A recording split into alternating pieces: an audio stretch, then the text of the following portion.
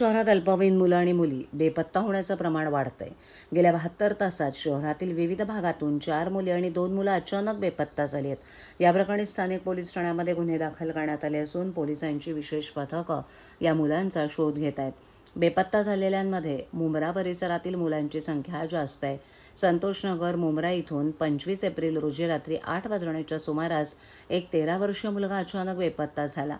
त्यानंतर अमृतनगर मुंब्रा इथून 26 एप्रिल रोजी पहाटे एका 17 वर्षीय मुलीनं कुणालाही न सांगता घर सोडलं.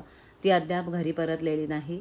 वागळे स्ट्रीट आणि किसननगर परिसरातूनही मुलं बेपत्ता होण्याचे प्रकार घडलेत. किसननगर 2 येथून 25 एप्रिल रोजी सायंकाळी 16 वर्षीय मुलगी मैत्रिणीकडे जाते असं सांगून घरून निघाली आणि परतलीच नाहीये. रूपादेवी पाडा इथे याच दिवशी सायंकाळी 15 वर्षीय मुलगी घरातून कुणालाही न सांगता निघून गेली आहे. ठाणे पश्चिम 23 एप्रिल रोजी 14 वर्षीय मुलगा घरातून बेपत्ता झाला असून त्याचा अद्याप पत्ता लागलेला नाही.